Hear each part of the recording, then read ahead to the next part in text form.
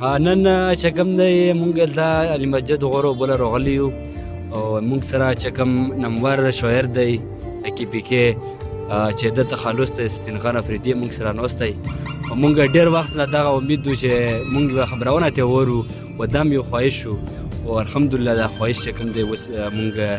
ټول ملګري چې کوم دی پوره کوو ته سپین غر افریدي هرکلی ته یو ویلکم په خیر راغلی ډېره مننه ژوندی اوسئ عابد سره څنګ کې سید نور دی شوتر سره دمین دی محمد امین چې مسافر دی په چوټۍ راغلی ډېر لږ وخت یې پوتی او کیمرې شوتر سره سلیم دی او څه ملګري لاندې پاتې شول هغه روژه ماتې پر پخلی کوي روژه ماتې تیاروي خاص سپین غر افریدي ته مونږ ته دا ووایه چې ته دا شاعري سټوټ کړه دا څومره وخت نه سټوټ کړي او کله نه سټوټ کړه او ته څنګه وویل چې یاره زه د شاعرۍ فیلډ له راشم او څه له مجبور شوې دغه شاعرۍ هغه له چې ته راغلې دا خو عابد ډېره غټه کیسه وه موبایل مې ځکه نه واخیسته بلکې که موږ سوچ وکړو د موږ په پښتونخوا بیا خوست چې قبایلي څومره ایلوکي دا کې حالات ډېر زیات کشیده وو نو زړه مې غوښتل چې څه شعرونه څه موضوعات و بیا ایون چې مو یونیورسټۍ کوم ټاپک دی هغه مې په دغه باندې په دغه حالاتو باندې دغه زه مجبور کړی وم چې زه شاعرۍ ته راشم شاعرۍ سره بیا جرنالیزم ډپارټمنټ کې مو ایډمیشن وکړو د پېښور یونیورسټۍ چې کومه ډپارټمنټ دی جرنالیزم نو هغې نه مې پی ایچ ډي هغه وکړه سوري بي ایس مې وکړو بي ایس سره اوس د مو ریسارچ هم روان دی ایم فیل بیا پسې پی ایچ ډي و د روګرزم د تو شاعرۍ دغه هغه ته نو دا مې ورسره وتړله ځکه چې جرنالیزم صحافت او شاعري سره ډېر غبرګ په یو بل سره ډېر نږدې تعلق لري او یو بل سره چې کله یوه ایشو یوه مساله کاونټر کوي نو هغه کې بیا د لیک او د غږ دا ډېر زیات اهمیت لري نو د وجې بیا مو غوښتل چې ورسره د شاعري فیلډ هم د مو د خپل هغه حساب برخه وګرځېږي سپین غر صاحب ته نه مونږ پښتنه بله وکړو ځکه چې تو چې کوم فینس دي کوم اورېدونکي کتونکي دغه هم یو خواهش دی که نه خو دغه زه په دغه واسطه سره هغو جواب رسوم سوال رسوم که نه چې ډېر خلک وایي چې سپین غر مینتوب کړی نو دغه شاعرۍ له ذکر وختی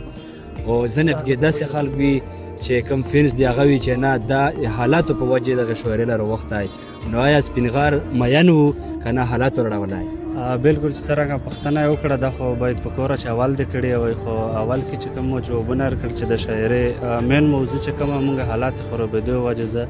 د شاعرۍ ته راغلی یم او شاعري لیک مې شروع کړی مو کلام چت کړی ځکه چې اکثر مو په شاعرۍ کې وکسې نو رنګ پکې ډېر دی انقلابیات دی او ډېر پکې دی چې مظلوم و پښتون ولس ته څومره دردېدلی د دوی غم او دا شیونه مو کلام په ژبه غونډ کړي بیا مې دعا ومو ته رسولي خو دویمه حصه چې د کومه خبره وکړه چې د مینې بلکل ژوند د بې مینې نه بې برخې وي سړی ژوند نیم وي چې مینه ورکې نه وي هغه هېڅ ژوند نه وي بل د وخت په شروع او په د شاعرۍ په سټارټ کې مو په ټوله شاعرۍ کې مینې ډېر زیات رنګ و نو هغه سره سره د حالاتو سره سره مو مینه شاعري هم کړې او بلکل مینه مې هم کړې و ځکه چې څنګه مې ته وویل چې بې مینه نه ژوند نه کېږي نو مینه مې کوو او مینه سره سره وایي نور چې څومره کورونه ژوند د خلکو مسایل دي دا هغه ټولې چارې هم په مخ وړو ښه دا خو ټولې پوښتنې وشوې سپین غر صاحب نه اوس موږ راځو ټایم نه خرابوو سپین غر خبرول نه چې موږ ته یو ښکلي شعرونه ورو سپین غر صاحب موږ خو دا هغه کوو نه چې موږ ته ولې چې کوم خیبر ور روژه ماتي دغه روژې مطابق باندې موږ ته یو ښکلی شعر وړاندې کړه بلکل د روژې په مناسبت سره او د ملګري چې کم ناست دي عابد ته ډالۍ وي دا شعر چې یخو چینو د غره سر کې روژه ماتی وکړې څومره مزه کړي چې خیبر کې روژه ماتی وکړې او ملا په لیار کې چې نواخ شي کور ته ونه راسې ګناه خو نه وي چې ګودر کې روژه ماتی وکړې بیا ویه چې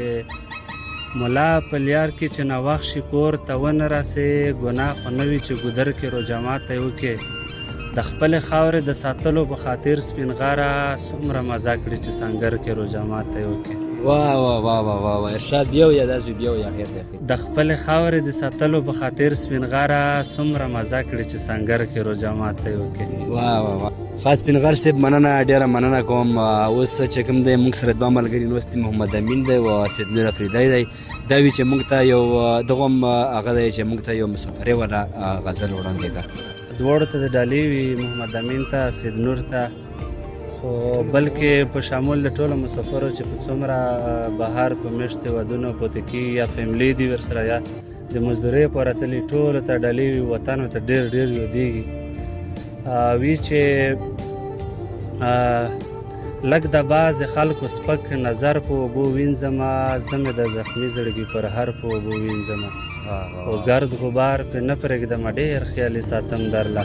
ګلې ستا د لاس بنګړي اکثر په اوبو وینځمه. ګرد غبار پې نه پرېږدمه، ډېر خیالي ساتم درله، ګلې ستا د لاس بنګړي اکثر په اوبو وینځمه، خو خیر که زما مخ ته یې مرحتو ګرمۍ تور کړلو، بیا یې په وطن کې د ګودر په اوبو وینځم. حد سپېغره بیا ورته وایه مړه. وي چې خیر که زما مخ د اماراتو ګرمۍ تور کړلو، بیا یې په وطن کې د ګودر په اوبو وینځمه. خو چارې به خیرن را سره ښار د پېښور نه شي، هر وخت یې زه د خپل هنر په اوبو وینځمه، او بیا چې د دنیا په هر یو ګوټ کې پېژندی شمه، مخ ځان له سپین غره د خیبر په اوبو وینځمه. اخري کړه